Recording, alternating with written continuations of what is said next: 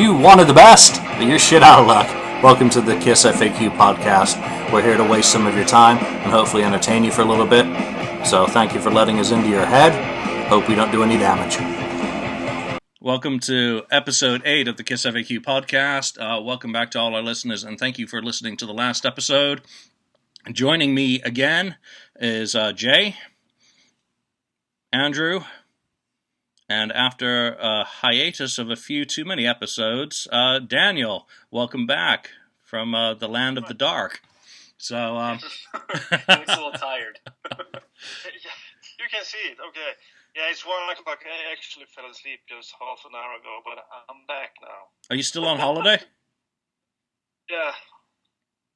All right. So today's topic is what are our favorite bootlegs? Recordings of unofficial Providence, be them live or demos or whatever. You know, I guess someone may drop in a related one. I was going through my torrents folder and I did find a black and blue audio recording that I've never listened to, so I guess it could be just about anything that floats people's boats. So to get this topic started, let's just do a quick roundtable of what's the most recent bootleg everyone's listened to. Let's start with Jay. Well, it'd have to be the Cleveland 70. I think it's 74.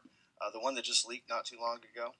I think it's a radio show. Yeah, the wonderful Agora. What is it? Yeah. At the Agora WMMS show from 74. So that is very early and very good quality and very much out there.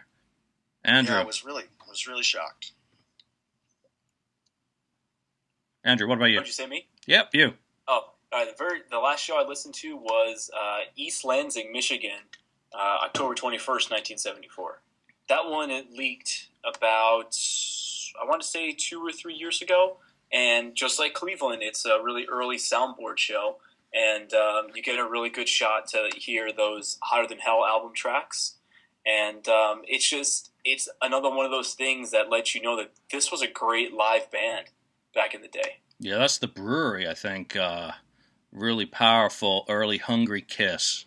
Some of the best Kiss. How about you, Daniel?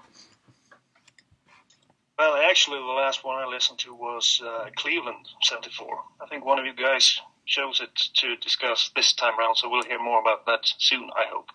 Yep, and I guess the one I most recently listened to was the new Atlanta Dynasty one, which unfortunately is not particularly good quality. Number one, it's the Dynasty Tour. Number two, it's just really crap quality, so I don't think there's much hope for there. It's up there with Milwaukee 76 for anyone who cares to compare. All right, let's jump into this topic with one of our top fives, and you know, let's start it off with Andrew. Number one on my top five, and this was the easiest of my top five to pick, New York City, 1977. It was the very first VHS bootleg I got, and for anyone who knows anything about Kiss Expos, I used to go to the old Rothman Center, New York, New Jersey Kiss Expos, and I bought this at somebody's table. I don't know who it was. It could have been, you know, our favorite bootleg guy, Mark Cicchini. Our favorite former bootleg guy, right? Yeah. So I bought this. I bought this, and I saw New York City '77, and I was really young at the time when I got it. I think I got it in '98. So I thought that it was a Love Gun tour, and then I put it on, and I go, "Wait, that's not the Love Gun." Because I guess I didn't know at the time when they transitioned from Rock and Roll over to Love Gun.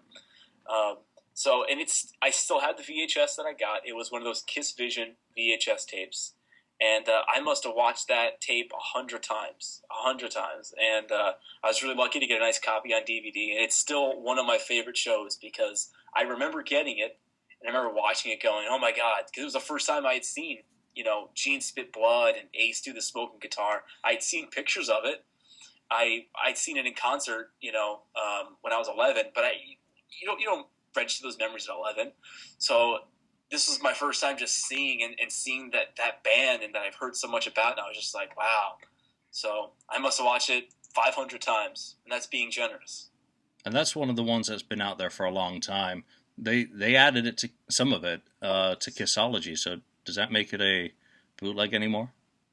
Well, since I'm a bootleg guy, so when I watched that bonus 6 on Kissology, who edited that? Okay, because first of all, it doesn't start off with the audio from New York City '77. It starts off with an audio from, I believe it's Tokyo, and then it kind of fades in, and you're like, what? Who did this? Did someone get paid to do this? Because it was awful. It's not even chaptered, was it? No, it wasn't even chaptered. Yeah. And then, of course, they chose, like, okay, let's choose the song where Ace breaks a string. Shout it out loud. Why did you pick that song? So, and I thought, when I'm watching that, and this is the same with all the Kissology stuff, when I was watching that copy, I'm like, man, my DVD is better than this that they put out. So, and if you remember, back in the day, only the encores were available for the longest time, and then the whole show, I guess, leaked out. I don't know how it leaked out back then, but it was only the encores at first. So, and also there was a rumor to be a different version of the show out there too, with different camera angles that were used.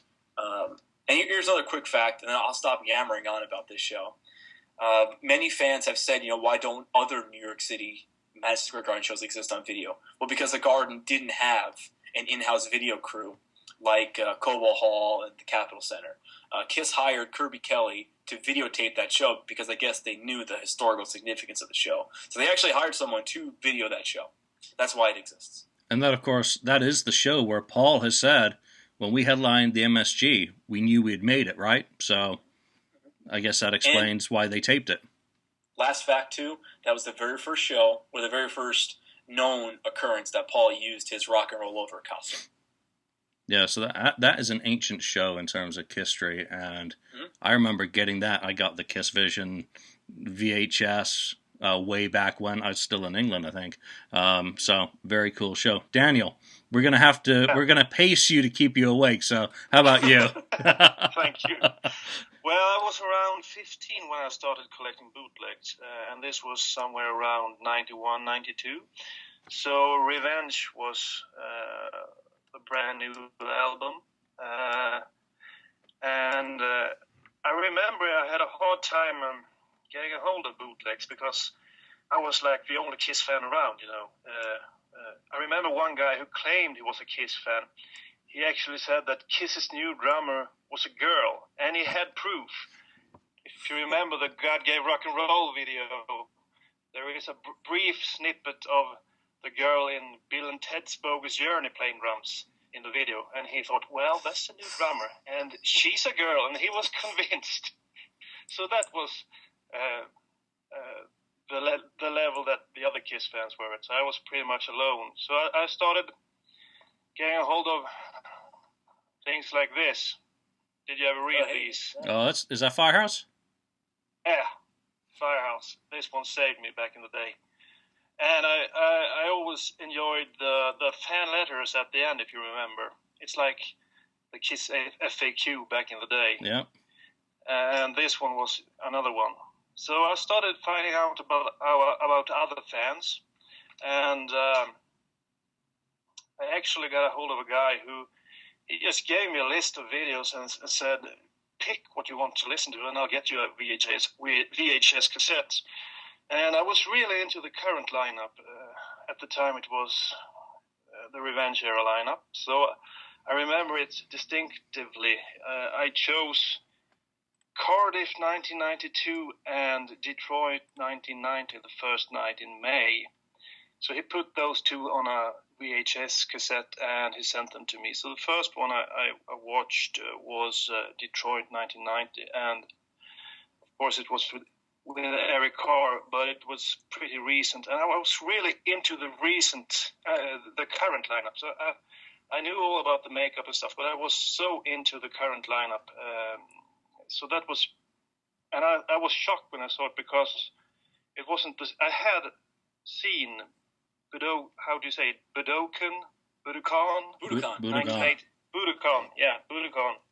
1988, and it was like it wasn't the same band. 2 years later in Detroit, that show, I was blown away by, God of Thunder, the way the Sphinx talked, and the intro with them entering through the mouth, and compared to Budokan, I can't say it. Well, whatever. Budokan 88, it was such a I couldn't believe it was the same band. I was really impressed, and to this day, that first night in Detroit is one of my all-time favorites. But there was one thing with this VHS cassette. It ended before the show ended, so I never saw I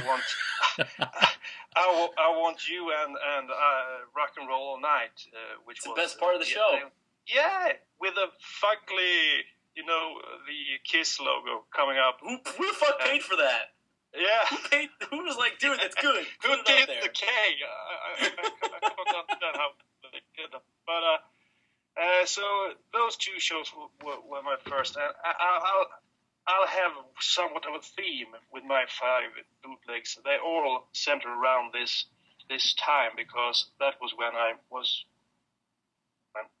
so important to me when I was a teen. Yeah, I think that's going to be a common theme, really. If you ask anyone what their favorite bootlegs are, they're going to have some sort of personal connection with them. So let's test that theory, Jay. Actually, this one here I have no historical attachment to, because I didn't even know it existed until not long ago. We've heard some snippets from these sessions. This would be the Larrabee and Magna Carta demo sessions from, I guess, 75.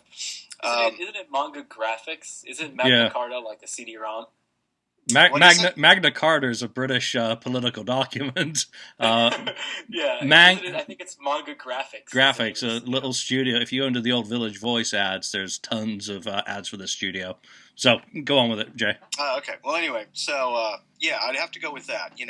It's cool hearing early versions of things like Calling Dr. Love, Ladies' Room, Love 'Em and Leave 'Em, even Mad Dog sort of giving you a little glimpse of what was to come with Flaming Youth, Nightfly, which I've heard, I think, bits and pieces of that at some point years ago, but it was never identified as Nightfly, so that was kind of a new title for me. And then, of course, you've got the God of Thunder demos that we've already heard from the box set, the really strange arrangement of Detroit Rock City that obviously Ezra made 10 times better. And then some of the early demos for some of the material on the Gene Simmons solo album. I wouldn't say necessarily that the material itself is amazing, but it's really cool to hear, I guess, the work in progress on a lot of those songs. So that's definitely going to be a pick for me. And it's got Mistake and Smoke on it, which, to me, Mistake got to be one of my very favorite Kiss demos. Totally, completely different from what you would ever expect from that band. Never thought I'd hear Slide like that, but it's great. I love it. I'm glad they didn't go that direction, but it's really cool to hear, though. That's one of the few songs that Ken Sharp's descriptions, because he wrote about that in Goldmine, didn't do justice to just how wild that song was. And that, of course, is one of the Larrabee. I think it was also on one of their song lists for the first album, maybe even Hotter Than Hell. So, that's just a wild song. And as we know from the original Kiss crew, drummer on those pre-Destroyer demos is one JR. So, if you guys out there watching or listening to this have not picked up that book, JR's got a great story about those demos and quite a lot of paperwork, photocopies in that book, which, be better for you to read for yourself than us to give away that story. So very cool stuff. I'm a demos guy. So I'm glad you picked some demos that I actually wasn't going to pick. I didn't do my list in any order. But the first show I'm going to mention is 96-97. While everyone else was enjoying the Alive Worldwide tour, I was at the University of Canterbury in Kent trying to do a computer degree and spending all my money on tape trading or in the student union bar rather than doing any computer science. And down in the town was a little record store, and they would get a ton of bootlegs in. And one of the first ones that I picked up there was Burning Stockholm, which was the December 96 Stockholm show on Alive Worldwide. And because I didn't get to any of the shows in England at the time, probably because I didn't have any money. This was my first really good quality listen to the Alive Worldwide, and I was just blown away by it. It's an audience recording, but if anyone's heard the 70s recordings from Japan, which have such great sonics and clarity and vibe, more than anything else, it's not perfect. It just really, to me, presents what a person heard on that tour. So when I was pruning all my collection down to come back to America, this was, one of 2 shows from that tour that I kept, and it's just, there's nothing special about it. The set list would make everyone grumble now. Oh, they're playing Firehouse again? Yeah, but the performance and Peter and the band is just, it's the powerhouse that was Kiss on steroids in 96, 97. So that's mine. Right on. Let's go back to Daniel for number 2. Number 2, I mentioned the VHS cassette I got with Detroit, and the other show on that VHS cassette was Cardiff, 92. If you remember, they did a brief stint in the UK, performing 4 or 5 shows.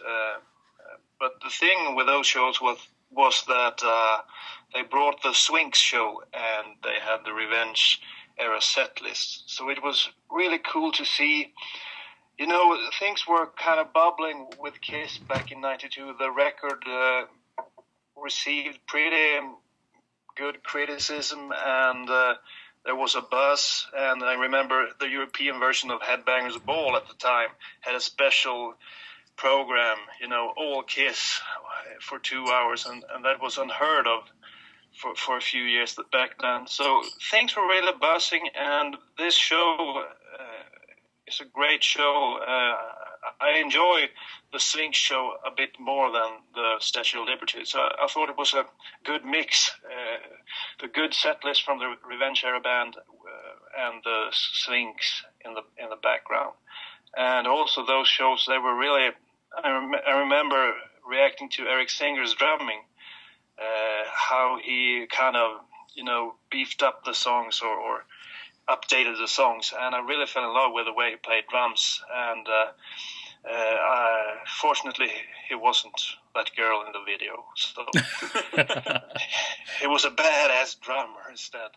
So the show is not that particular, but it's a fun memory for me. And I remember at one stage I think they set the ceiling on fire during Heavens on Fire.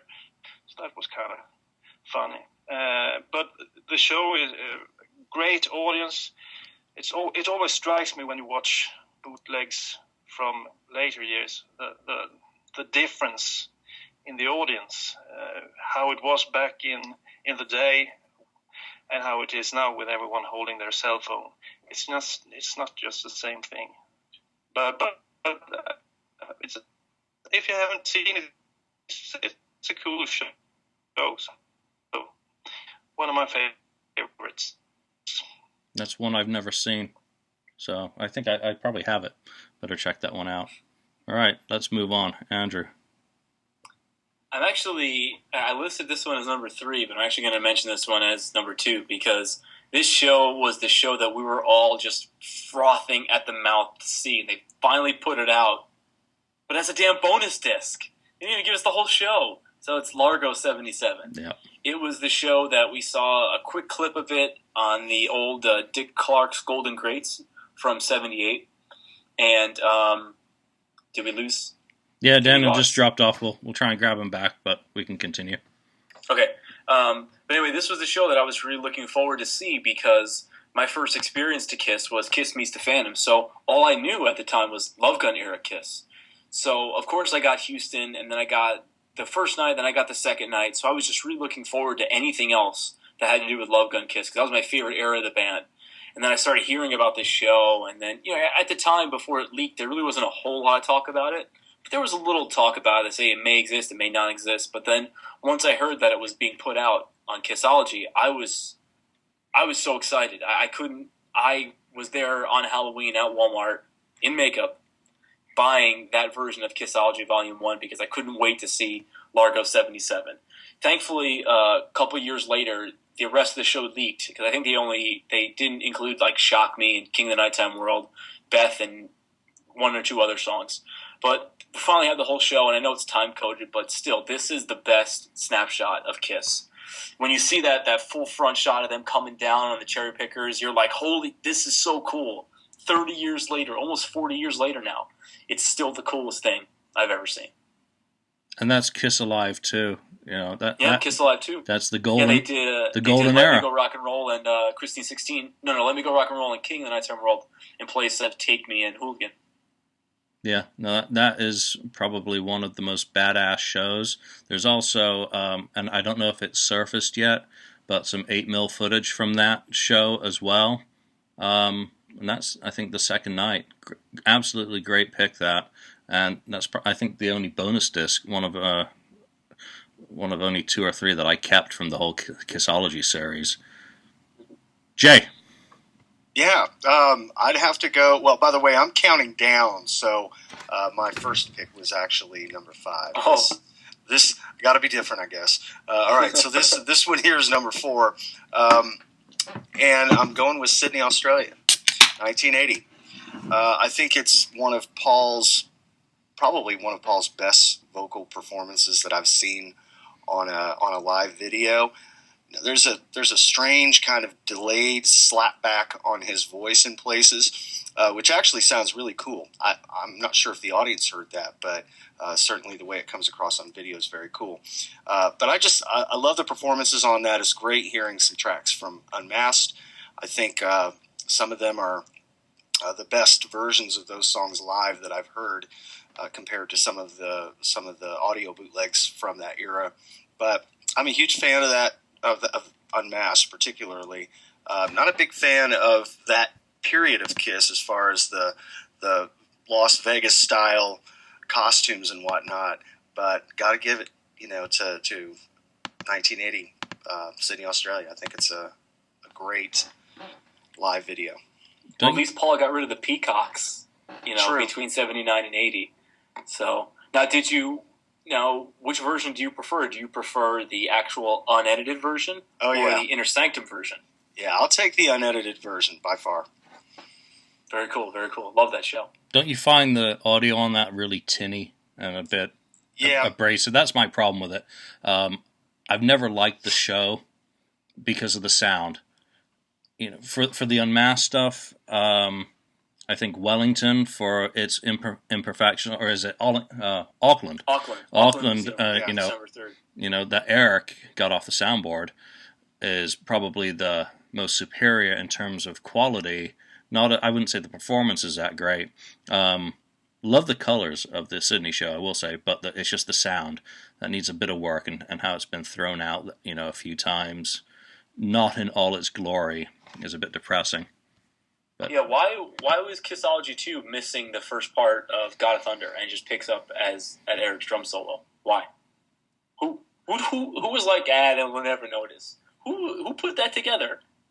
They should be slapped and fired. Kissology has lots of question marks around it. Yeah. All right, so until we get Daniel back, Looks like I see him now. You see him? But is he really there? Yeah, I think he's in he's gone now. Suspended animation.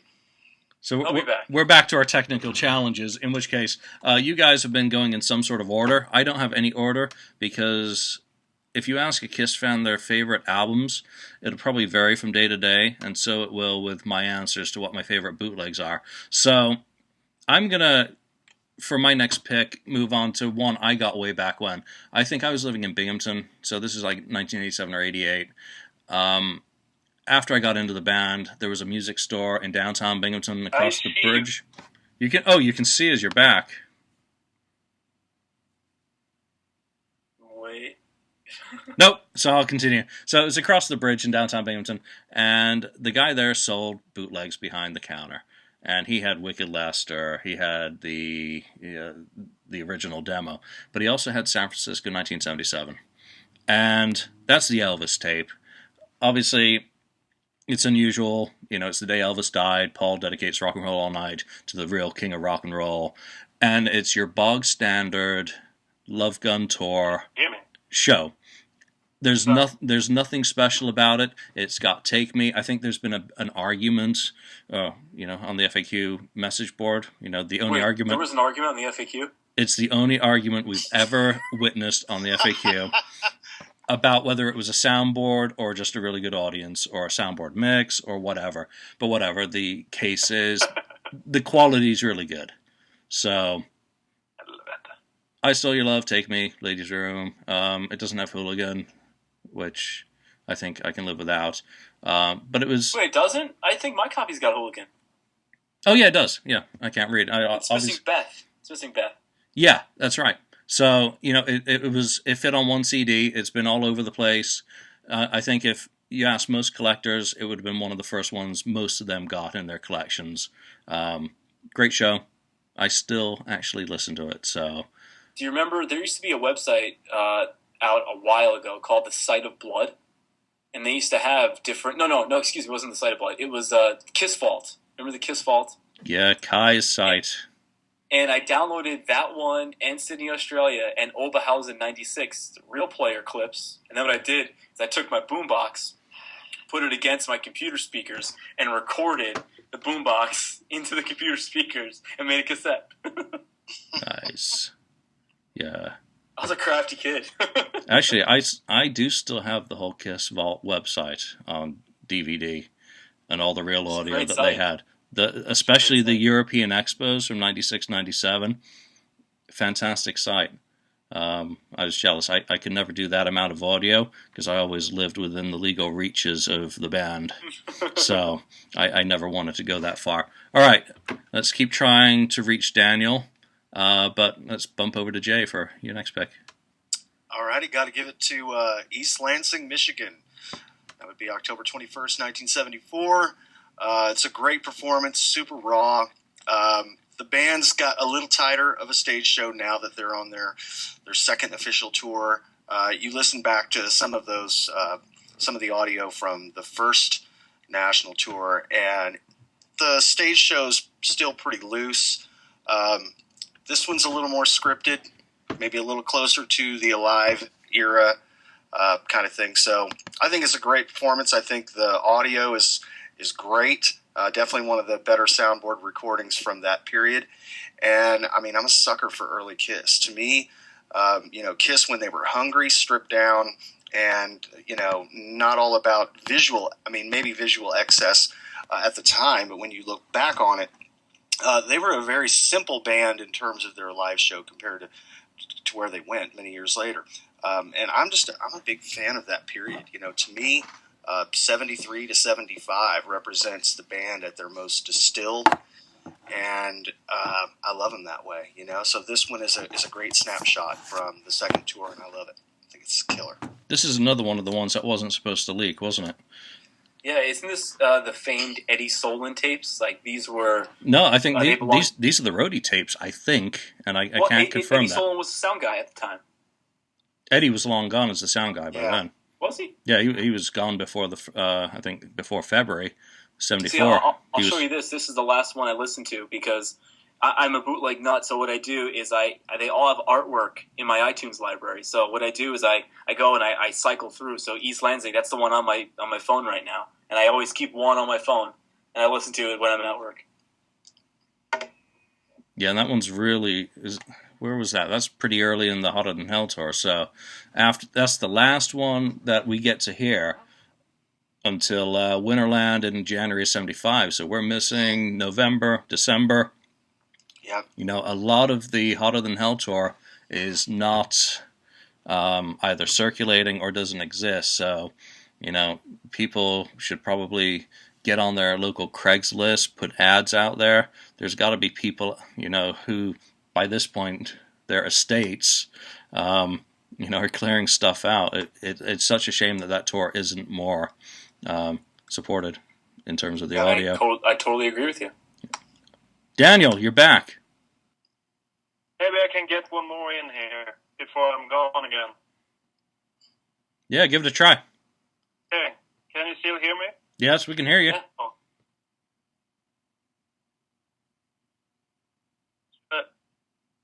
Should I try to... Am I gone again? No, No, we still got you. Okay. Well, I'll try my third pick then. Okay. Okay, go. Okay. I think I'm on a bit of a delay here. Yeah, good. Okay. My third pick, I'm moving in a chronological order. Okay. My third pick would be Brooklyn Rock City. Brooklyn Rock City, a great bootleg from the club tour, the Revenge Club Tour. And as you mentioned, Julian, with one of your picks, this is a great audience recording. It feels like you're in that show. Hopefully you've heard it. And the drum sound, for example, is especially good at this show. So you really get to hear the Revenge era lineup crunching through some classic tunes like Deuce and Parasite. Actually, these bootlegs, when I heard what a difference a great drummer could do to songs, I like the classic versions, of course, but there's no way around it that Eric Singer updated the sound and made it feel like Kiss was a current band.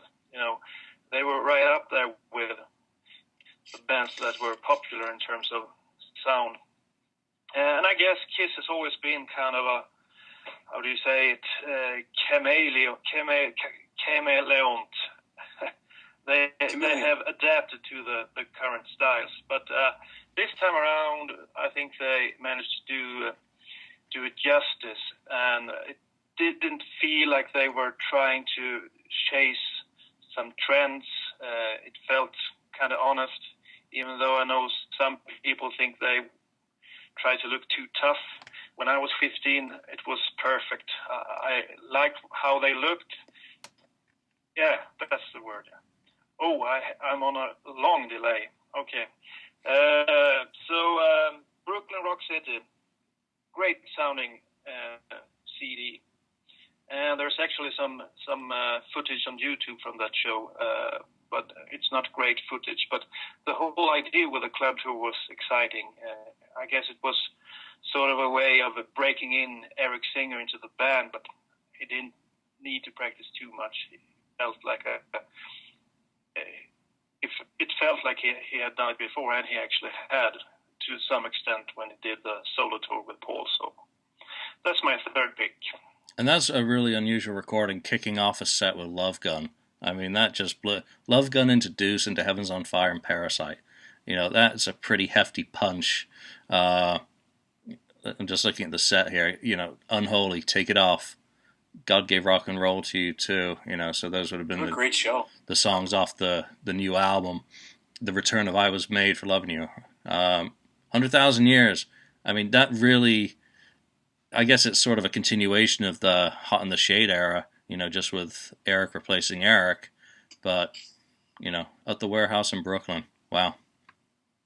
I hate anyone who went to those. May 92, I was in the middle of moving back to England again, so a good friend of mine went to that show. Yeah. What it would have been, you know, under 1,000 people kissing the clubs again, what they'd done it in 88 at the Ritz and, you know, in England as well. You know, so I'd love to see them in a club again.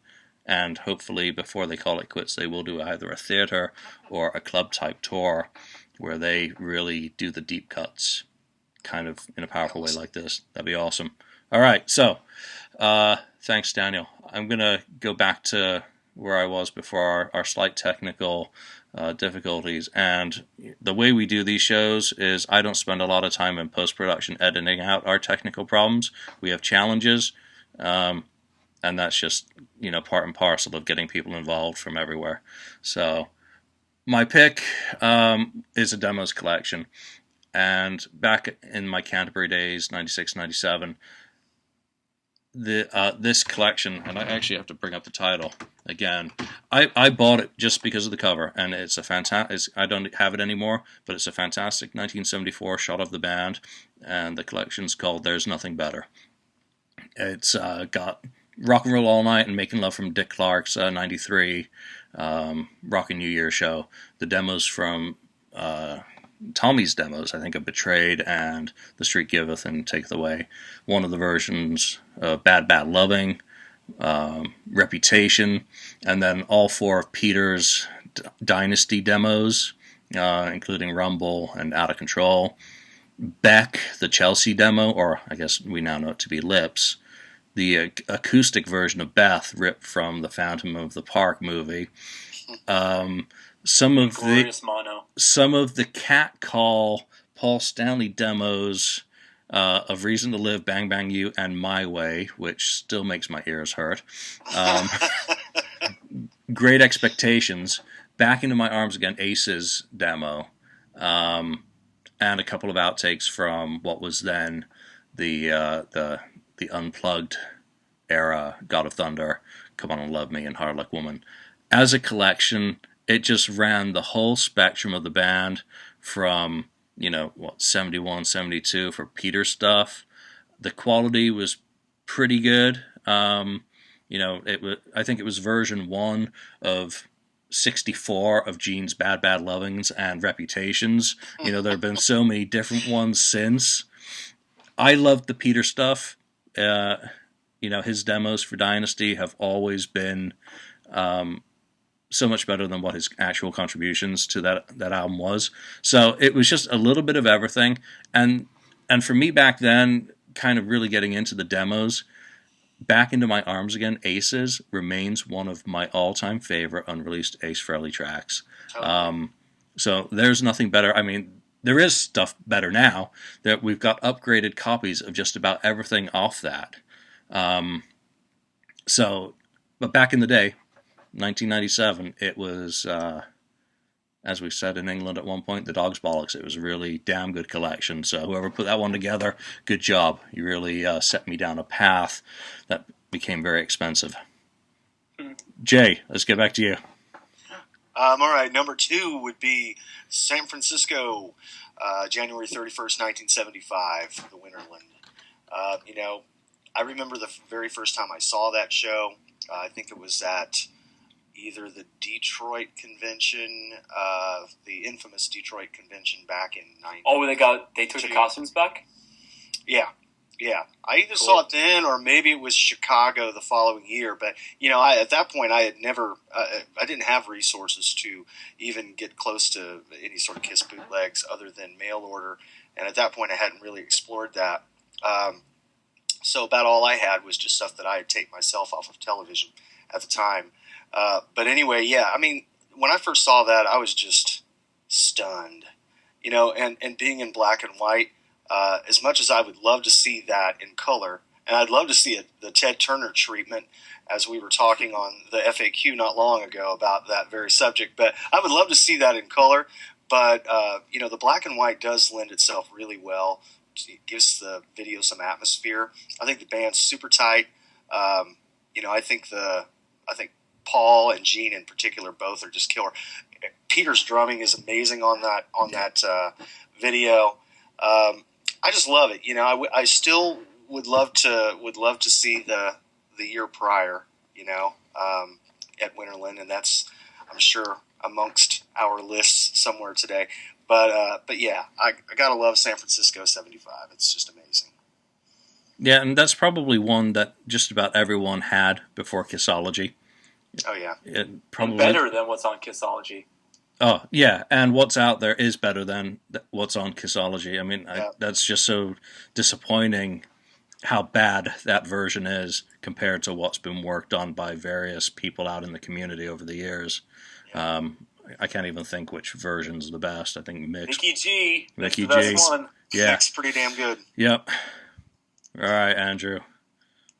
All right, so this was my previous number 2, so it's not going to be my number 3. Cleveland 74. This show is so cool. And before it came out, it's like none of us had ever even heard about it. It was a pretty well-kept secret. And I love it so much because Mr. Speed, we played the Agora. We played the same room that Kiss played. Well, it's not the same room because it burned down and they had to rebuild it, but it's in the same spot where it was. But it's so cool. And what I love about the show is like Gene is talking to the audience. Like, what does he say? How many people we got here? 100? All right. And you can imagine Paul going, "You're never speaking for this band again." You can see that they're still getting the kinks worked out, but it's such a cool show, such an early show, and for it being a soundboard, it's so cool. I know it never aired; it just recently aired here in Cleveland after it was discovered. But how cool would that have been? If you were tuning in, in what was it, maybe May or June of '74, and you heard that, because Nights at the Agora was a popular radio show here. There are tons of bands that were on there. So how cool would that have been to hear Kiss basically before they exploded? So it was super cool. Favorite show. Still love it. So at Nights Out of the Agora, did they broadcast or did they record the headlining act as well? Because they opened, according to the ad I dug up for the show, Savoy Brown, right? Rory Gallagher. Rory Gallagher. Yeah, so, I mean, did that one ever surface the week before Peter Frampton performed at Nights Out, and the following weeks, Captain Beefheart? I've never seen the Peter Frampton one, because I'm a pretty big Frampton fan as well, too. But there were other ones that surfaced. And you know what? I don't know if there was a rhyme or reason for why they were recorded.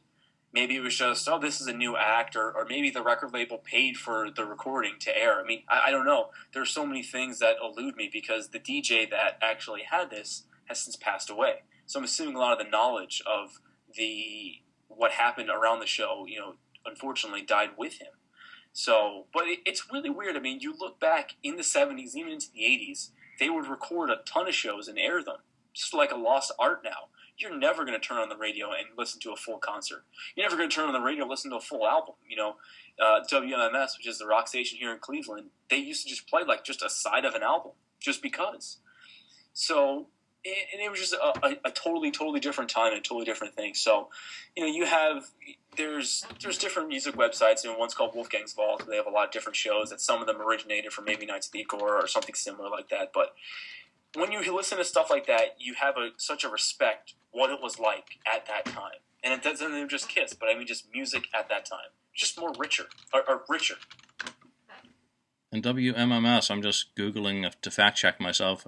Aren't they the radio station that first started pushing Rush's Working Man? So, that's true. We just don't have radio stations like that anymore. Isn't WMS the Buzzard? Isn't that what it's called? The Buzzard, that's it. Yeah. That's it, the Buzzard. And the Buzzard Army. So that's a really cool show. It's just so disappointing that it feels so chopped up with the raps being edited out. And you're basically left with nothing identifying to it, but the quality of the performance is just stunning. Insane. And isn't that the show that Peter passed out at the end? Yeah. They say there are pictures that came with the show, among the traded circle. But I don't know if they're actually from the Agora, because it looks nothing like the Agora that I played at was. But anyway, even the techs that still work at the Agora, they say, yeah, Peter Criss passed out at the end of the show from all the smoke. So I don't know exactly what they renovated in the room, because clearly the room that I played at is different than the one that Kiss played at. So I don't know, maybe the ceiling was a lot lower, and maybe that's what caused him to pass out. But according to the techs that still work there, techs that probably had no idea that this was ever even recorded, they knew that Peter passed out. So that's a cool connection between the bootleg, the venue, and the band's history. Peter Criss giving it all to the show, and down he goes at the end. So no one can say that Peter didn't pay his dues. I know. All right, Jay. After you've had your sip, we're going to bounce back to you. All right. Well, I think I'm on my number one, so I'm just going to roll it out there. Unquestionably, Amityville, Long Island, June 16th, 1973. I mean, for all its warts and bizarre things that happen in the show, it's just amazing. To me, this was a holy grail. I remember, seeing pictures of the reel for this particular show many years ago, thinking, I will never, ever hear this in my lifetime. For it to finally surface just blew my mind. You've got Gene in particular is just completely batshit, no pun intended, crazy in this particular show. You listen to like Simple Type. I mean, dude is completely losing it to the point where it's like redlining the VU meters. You get like massive distortion in some of Gene's vocals, but I mean, you can hear the passion in what those guys were doing back then. And for them to have that kind of passion before they were even really spoiled on the road several years later, for them to have that passion now, or I guess at the time, it's just, it's very cool to hear. The stage show is really loose. You hear Peter talking, you hear Gene talking, you hear Paul talking. I kind of like that. I love the early arrangements, particularly the extra verse and Nothing to Lose, which I totally did not see coming. Yeah. And then Firehouse, which we'd already heard a glimpse of that arrangement in the Bell Sound studio demos, but hearing it live is very cool. I mean, I definitely think that the way they edited it down later on was much better, but it's still very cool to hear it in a live context. Simple Type, I thought, was just fucking amazing, for lack of a better word. That song, it's just hearing it adapted in more of a Kiss fashion was very cool. I had no idea. It totally exceeded my expectations. I thought the way they adapted that to, with Ace and Peter was really cool. I would love to hear a studio version of that, though I doubt anything like that exists. But and then you've got Life in the Woods, the mythical Life in the Woods that eluded Kiss fans for years. Okay, it's there's a lot of hippie sentiment in some of the lyrics. The drunk backup singer, or the James Hetfield clone, is hysterical. It's the best part. I mean, Life in the Woods for peace. It was great, man. There's just absolutely nothing that I don't completely love about that show. I've listened to it on loop for hours at a time. Never get sick of it. To me, it's just fantastic. And for it to be in the quality that it is. I mean, I remember when the Bayou audio surfaced like 25, 30 years ago. That was at one point the earliest Kiss show that had been in circulation. And it sounded like shit. And I thought, well, this is as good as it's going to get. You go back that far, you can't expect the kind of technology that the band had at their disposal, when they got on the road with a professional crew. So to hear this in the quality that it's in is just amazing. I love it. I don't know if there will ever be any other thing that I could think of in Kiss's history that would top that show. Yeah, that is probably one of the what was that? What about the Loft tapes? That was around that time too. They did Life in the Woods and the Loft tapes. It was I think it was a rehearsal. Yeah, that's the rehearsal. I guess Jeff wrote about it in the Kiss magazine. Both of these, the earliest recorded Kiss, live right now. Unbelievable. I mean, holy grails, without a doubt. Totally. That lived up to expectation as well, because you couldn't not listen to that. You're like, Nothing to Lose, Firehouse, and then boom, Life in the Woods. And then Simple Type, and then Acrobat.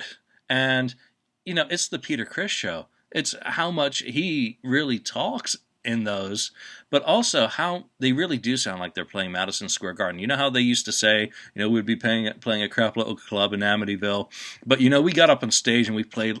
Yeah, they did. It really sounds like a band that has that hunger. They've got the fire. Yeah, absolutely. They've got the Musketeers thing going. I was blown away when I heard that, and it is one. It's out on YouTube now, so if you've not heard it, it's easy to go to YouTube and find it. And if you haven't heard it, go and listen to it. June '73. This is early Kiss. You don't need to spend $55 on the silver CD to hear the damn thing. And it's a shame. I will say this: it is a total shame that Kiss missed the boat on releasing this themselves in like a DVD format with writing, get Ken Sharp to interview them about the performance, about each of the songs, how they brought Simple Type across from Wicked Lester. They could have been making money, from the 200 to 300 fans who still buy CDs and stuff. Even the fans that don't, someone would have paid for a download of that. Yeah. I would have. Yeah, totally. Throw it, like the Beatles just did with all their 64 bootlegs and radios. They threw it all up on iTunes, because that renewed the copyright under British law, But they also got paid. I know why the Beatles, they put their stuff out, because there comes a point in time where music gets so bad, so the Beatles like, you know what, just put the same songs out again, just remind people what good music sounds like, just put it out again. Who they have it, who cares, put it out again. Thank goodness Kanye discovered Paul McCartney. That guy just yeah. So that's a really good one. Let's move on to one of mine, and this is another demo collection that's one of my pet peeves. It's Not for the Innocent. It has the 1982 version of Not for the Innocent, which of course has Paul and Gene trading off vocals, and it totally blows away the Lick It Up version in terms of attitude and rawness. What that song could have been on Creatures of the Night, it just proves that they had good material, that they didn't really need outside songwriters with that sort of stuff. But the rest of the material on Not for the Innocent is just stuff that the Godfather basically downloaded from torrent sites, much of which was from auctions that I had won for the Stanley the Parrot acetate. Yeah, that's on there, and it's probably the version that I cleaned up not very well back then. High and Low, Burning Up a Fever, Rotten to the Core, Jelly Roll, Daily Planet. So those are the 75, 76 from the acetate that Kiss was kind enough to sell me at their auction, whether they knew it was in there or not. It also had, I think, the versions of Flaming Youth, Great Expectations, None of Your Business, and the other Destroyer demos that came off an Ace demo tape that I had managed to find. But also a bunch of the I Don't Want Your Romance, Man of a Thousand Faces, Rock and Rolls Royce, See You in Your Dreams, the exquisite, and we'll give a shout out to Ross Berg originals, See You Tonight, probably the best Gene Simmons Beatles take ever. Yep. Love that song. I can listen to that all day long. But yeah, Outramental thrown on the end of that. So it was just basically a collection of stuff that had been torrented with what I'll say is fantastic packaging. It was in a digipack, had all the stolen Norman C. photo outtakes from the Hot in Hell sessions, just really well put together and extremely good sound quality. So that's out there. Everyone, if you haven't heard Gene's Stanley the Parrot, go to YouTube. It's a trip. Mm-hmm. So, Andrew. I'm going to go with, I guess, a newer one, Dodger Stadium 98. At the time that this came out, and it was on Kiss Online for a little while, too. At the time this came out, it was unsure if this was going to be the last good quality sounding Kiss recording, because remember, the farewell tour was after this, and, there was rumors of a Live 4 coming out, but for a while, this was the very last soundboard recording of Kiss. So at the time, I don't think Kiss had really come as complacent as they became later on the Psycho Circus tour and even on the farewell tour. Band still sounded good at this time, and it was a great show. They had Nothing to Lose on there. They got She on there, which I don't know why they dropped those when they actually started the tour properly in November of '98. Because I thought those sounded good. I thought Peter sounded good, and I liked how they did the studio version of She rather than the version of She with the Let Me Know ending. So, and this show is special to me, too, because I remember watching part of the show on Fox TV. They aired 2 songs, and then I just remember what was going on with Kiss at the time. So when I got this show, I go, this is so cool. I remember this, happening. And I don't know if this was true or not, but because I saw a dial-up internet access at the time, but it was my understanding that Pepsi.com was one of their partners, and they aired this show live on the internet the night it happened. Yeah, I think they streamed it at the time. I can't remember because I was there, obviously. Yeah, they streamed it or something, but because of the dial-up limitations, I couldn't get it. So I was like, man, I really want to hear this show. So I finally got the soundboard copy of it, and it was freaking great. And actually, back when Napster was still a thing, I was getting select tracks from this show. I was getting I got God of Thunder, and then I got She. And I got a couple other things man, I can't wait to get this whole show. And I finally got the whole show. And even the show that I have, it's right up the silver CD that was sent to radio stations. It has an interview as the first track, so you hear them talk before the show about how excited they are about the Psycho Circus tour. And then obviously many, many years later, it got put out on Kissology Volume 3. So I thought it was cool to finally add video to the audio. And I thought it was funny, too, that the Ultimate Halloween Party, that's where they aired a couple songs that the East Coast got Let Me Go Rock and Roll, and the West Coast got Shout Out Loud. So before YouTube was the thing, I was like, all right, who do I know out in L.A. or the West Coast? I can give me that damn song. Because I need another version of Shout It Out Loud. Let's get real here. But still a great show. Yeah, I remember when that whole, because it was like, I think, wasn't Millennium and Mad TV all kind of bundled in with that? Mm-hmm. And I remember my band had a gig that night, and I knew I was going to have to miss the radio because they were doing a simulcast. I believe it was Q95 out of Indianapolis, my local station that was airing the simulcast of the unedited show, or I guess as unedited as you can get. But anyway, I knew that I didn't have any cassettes long enough to, and I did not have a real-time CD burner, and that wouldn't have mattered anyway. I would not have been able to catch it. So I decided to rig up the radio to my VCR, and I got like a 120-minute tape and ran the audio through my VCR and recorded it in EP mode so that I could get the full show while I was gigging somewhere else. So, but, oddly enough, I lost it. I don't know, maybe just a week or two later. I think I took it over to somebody's house or something to actually have it transferred to cassette or whatever it was, maybe CD at that point. And I lost it, and I've never actually heard the full show. So really?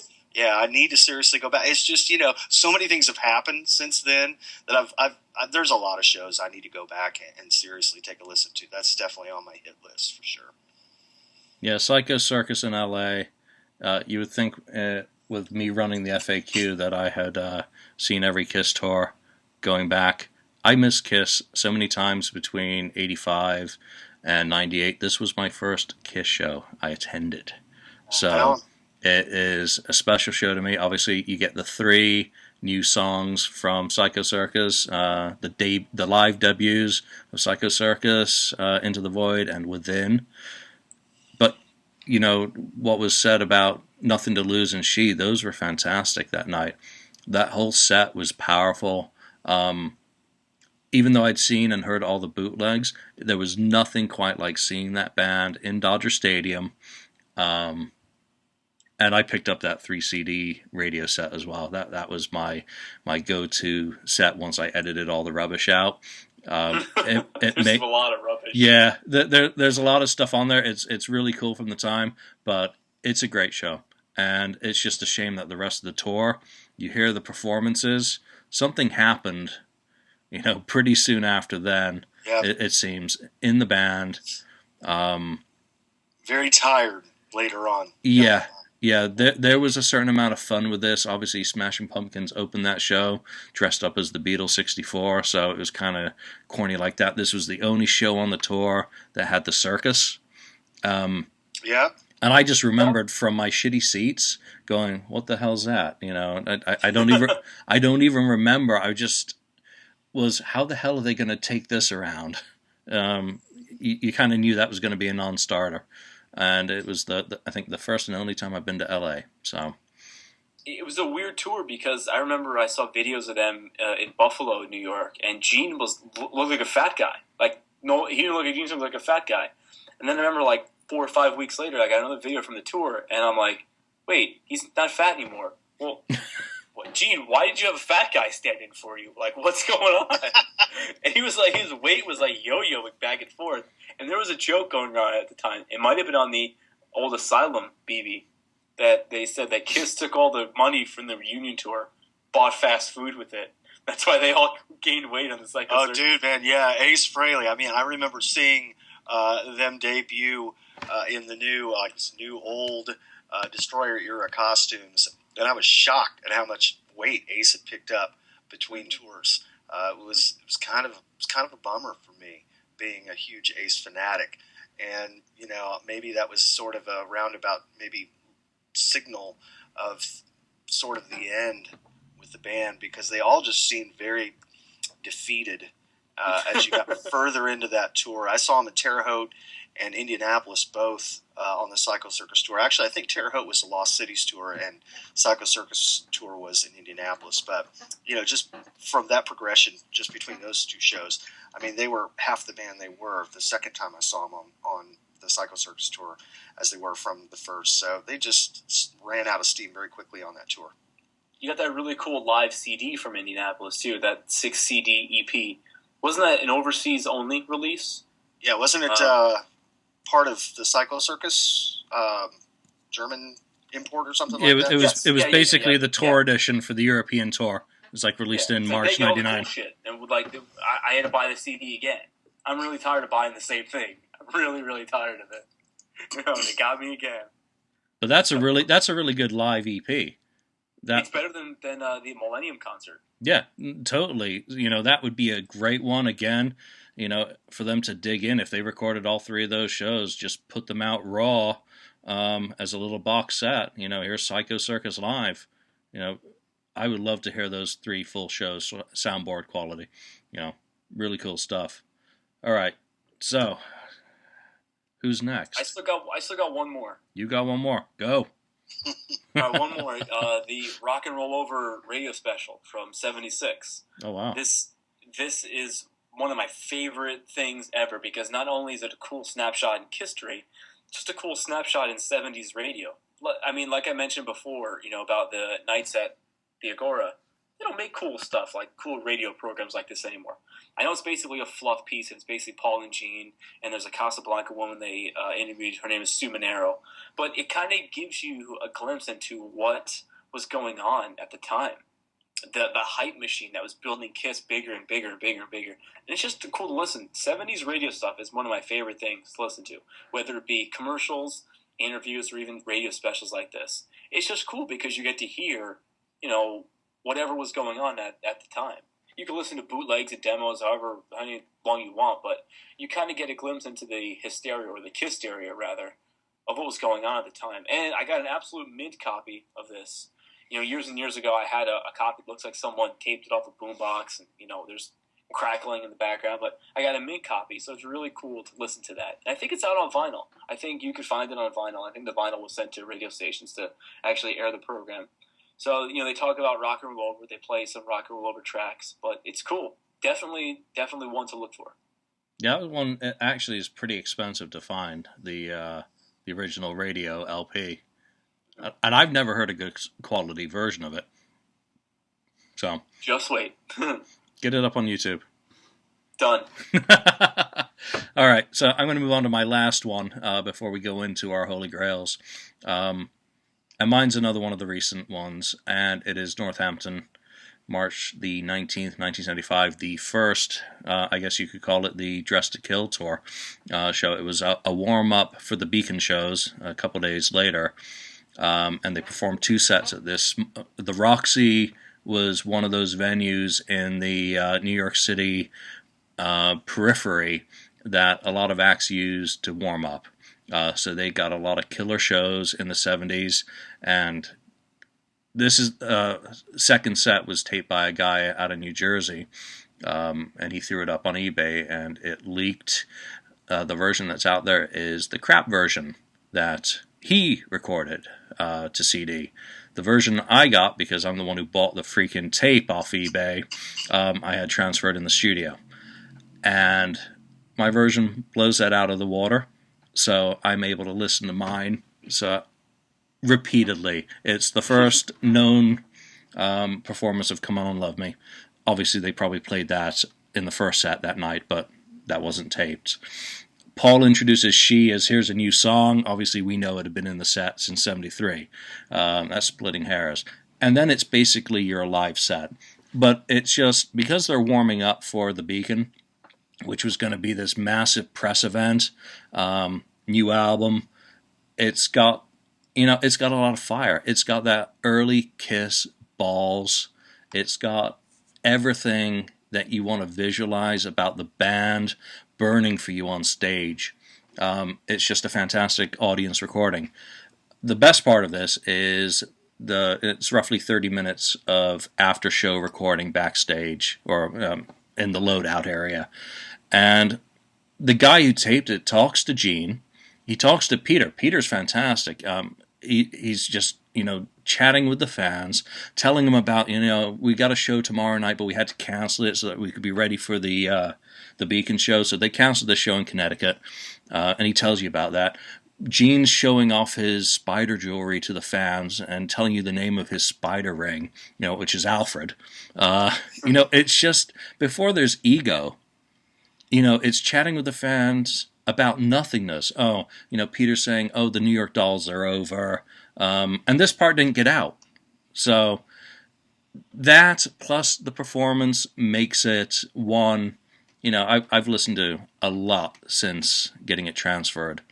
Obviously everyone can now hear the rest of the show in slightly less stellar quality, but it's better than the Beacon recording. So the Beacon sounds like piss. Yeah, and allegedly there's another source for Beacon, but unless I can hear it, I don't really care. I'm somewhat happy this got out, somewhat disappointed, but that's life. You get this stuff, and you get to hear, the band blow the roof off the Roxy. So great show. Go to YouTube; it's probably there, just like everything else now. It is on there. Oh, it is? Okay. Yeah. So it's just one of those other ones that really sets it up. Have we covered all of our top fives each? Yes, sir. Mm-hmm. All right, then let's move on to what is the holy grails left that we want to hear or see, because there's the video. Jay, I'm going to start with you. All right, man. Mine are real simple. The Barry Richards Rock and Soul Show from March 27th of 74. And I'm going to cheat and throw in Boogie from September of 74 in Canada. Those two broadcasts I would kill for. I did a lot of research on both, passed some information along to Jeff several years ago, I guess, over the Barry Richards thing. I don't know if he ever ended up using any of it, but obviously it didn't give us anything more than we've already got, which is nothing.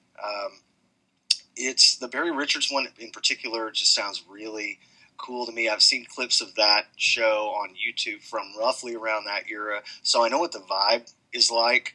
To see Kiss in that vibe, because Barry Richards was kind of he was kind of a hipster a little bit, hey man. And just to see Kiss come in there and really shake shit up, that would have been amazing. I heard some, I guess some accounts of people that were there from the crew. Saying there was some unexpected pyro that they weren't planning on. That kind of stuff I would love to see, that captured on film somewhere. I have my doubts as to whether or not we'll ever see it, unless there's just some guy that was rich and taped it accidentally, or something like that. And then the Boogie Show. When I saw the one sheet for that, it popped up on the FAQ last year. I about shit myself. Yeah, there it is. Excellent. I shit myself. I was like, what? And I did a lot of checking City TV to find out. And the thing is, that company has changed hands so many times, and now, of course, it's under a huge corporate umbrella that would be so difficult to sift through to try to get to the source to even find out whether there's anything there. I've heard a lot of people say that they were so broke, the station was so broke back then because it was at that point still almost kind of a startup network, that they didn't have the finances to film everything and keep them, so they would reuse tapes over and over and over again. But I would kill for both of those. To me, those are the last of the holy grails that I'm aware of, at least for me. So that's going to be my pick.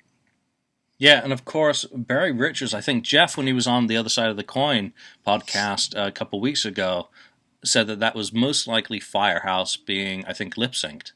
So I don't think that really matters. It would have... No. 74, KISS, TV. And I emailed Barry way back about this, and he was basically slammed the door in my face on an email.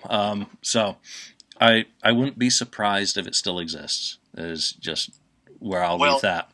thing of interest about that is I was actually doing some more checking just a couple of days ago, and a gentleman by the name of Joe Hasselvander, who's was a member of the band Pentagram and is also the drummer for Raven, has a hookup with a guy who actually he claims to have every Barry Richards show ever filmed. Although, and they were taped by, I guess he taped them himself or got them from someone who did.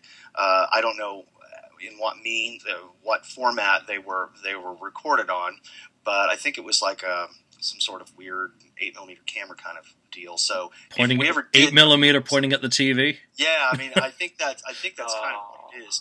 I don't know whether that's the case or not, but anyway, so I hit up Joe, but I have not gotten a response back from him yet. We're friends on Facebook, so hopefully he'll fess up and let me know whether this dude's actually sitting on anything. But somebody else asked several years ago on this article that Joe had posted on his blog, and there was never an answer. So it's still a mystery as to whether or not that KISS footage exists. And Boogie wouldn't have been a performance either. It was an interview show. Yeah. And that sheet that you saw in the FAQ was actually sold on eBay. Very cool photos. You can go onto YouTube. Here we are again. You can go onto YouTube and you can see episodes of Boogie from '74 and get a feel for that. It's almost like kind of Sesame Street meets Solid Gold. So it's a trip. It's well rooted in the early '70s. And what is that? CTV, City TV. Yeah. I guess the search continues for people who get access into archives or dig up people who were connected with these shows. So I don't think anything ever gets written off as not being possible. So those are really cool ones. Andrew. Well, originally my Holy Grail was Japan '78, but they're all out now. I understand that it was never recorded. So I'm going to kind of change my Holy Grail a little bit and kind of say, I know they performed in Passaic, New Jersey in '75 or '74. They had an in-house camera system because I have a Cheap Trick and a Journey show from the same place. So who knows? Maybe there's a KISS show out there. But my ultimate Holy Grail, Cobo Hall, May 16th, 1975. There's some film footage of that on the Ultimate Alive special that aired on VH1. And if you go on YouTube, there's actually someone put together all the known existing footage from that show. So it would be great to just see a full song from that show because there's a picture that's out there, and I might have it on. Actually, no, I don't have it on here, but there's a picture out there where it almost looks like there's a drum screen in front of Peter Criss's drums, which for all those non-musicians, if you don't know what a drum screen is, it's plexiglass that goes in the front and the side of your drums to kind of isolate the drum sound from getting the microphone bleed. So it would be really cool to see that because there's be nothing cooler to see that KISS right before they exploded. All right, my Holy Grail, and this won't shock anyone who knows me, Winterland '74. Oh, yeah. I spoke to, obviously living in San Francisco, I try and dig as much as I can for anything to do with San Francisco and KISS now. I believe it still exists. I think that story about the fire eating this one is bullshit. I think that people got it. There was an interesting Usenet thread many, many years ago that now isn't even available on the Internet Archive that basically had two guys arguing. It listed dollar amounts that were involved. And the way I read that is that it exists. It is very much under lock and key. But that would have been in the era that they likely performed Kissin' Time. Obviously, it was filmed. We know it was filmed in-house. So, June '74, black and white, which for Gene definitely means it was decades ago, show. I think someone's got it, and someone is probably holding out thinking it's a $500,000 tape when it really isn't, and you can't take it with you. So get over that. KISS will never pay you that much money for it. Get it out there. And for that matter, the June '75 one as well. Both of these, the story and the people who I've spoken to who were involved in the Winterland, it just makes it seem highly improbable that they don't still exist. But has anyone ever accounted for what was destroyed in the fire? Obviously not Kiss related, but I mean, so I'm just wondering how they made the process of elimination to come to the conclusion that the Kiss was either burned in the fire or not burned in the fire. I mean, obviously somebody's got some sort of database accounting for what was or wasn't lost, because I think at some point even Bill Graham's people had said that the Kiss footage had been lost in the fire, but I don't know whether that's the case or not. Yeah, and I'm still working on police reports for that, the whole firebombing incident and the fire. Here's the weirdest thing about the June '75 show. The Tubes were a headliner, correct? Yeah, I think so. Yeah. Because if you go on YouTube, June 1st, 1975, it's right a video. I just clicked it right now. It's on YouTube. Mm-hmm. I'm looking at it right now. But apparently the Kiss stuff was kept in a special place. Oh, yeah. Okay. Whatever. And once you get into euphemisms like that, special, okay. Yeah, all the facts, and there's so few facts that you can't really say definitively that it exists. The dollars being mentioned in that old thread, I wish I'd screen captured that, but it was good enough to read, and it was good enough to make it really seem that Columbo would be on the case, and maybe, who knows, but that's my holy grail for now. That would be amazing. And I don't think we ever know what's going to crop up next. The whole thing with bootlegs, and for me, Love Gun Deluxe, I hadn't heard those versions of those demos. There's always going to be a new version of something coming out, or an upgraded version. It's endless. I would say to anyone, in your town, dig. Put an ad in Craigslist or in your local paper and say, did you record bands in the 70s? Never thought to do that. No one's getting any younger, and occasionally they crop up on eBay. Reels have been up there. There's been a lot of cool stuff that's turned up on eBay, actually. Well, I mean, didn't the Cobalt Hall '77 turn up on eBay, and the seller sold it on eBay for like $5,000, and then started making DVD-R copies? Yeah, that was a $5,000 for, I think it was the half-inch reel, or tape, whatever it was. And then he was selling DVDs. I bought one of the $100 and something DVDs. I've still got it, actually. So he screwed the poor seller. The buyer. And there'll always be that. I mean, there's stuff I've bought off there. It's allegedly, no one else has it. All of a sudden you hear through the grapevine it's out there. It happens. And I don't know how true this is, but I heard that the person who sold that Detroit '77 show purposely leaked the incomplete night to generate interest for the two complete nights, meaning that the first two nights have the encores. But yet we know Rock City being complete. What's that? We know the encores exist for the other night, because haven't parts of them been on official videos? Well, there was. If you watch the actually, you're talking '77. I'm thinking '76, aren't I? No, you're right. But I believe when Kiss got the People's Choice Award, I don't believe it was the last night in Detroit. I think it was the first or second night, because if you watch the People's Choice Award from '77, when they accepted the award for Beth, the video from Beth is from Detroit '77, but it's just the audio is obviously the studio audio. So if you go back to the old Kiss Vision comp and pop in the clip from the People's Choice, you'll see the video from Detroit '77. I just don't know which night it is. But I heard that the incomplete night was leaked to generate interest for the complete nights, and the plan backfired. Could be. Could be. Who knows what's next on the leak list?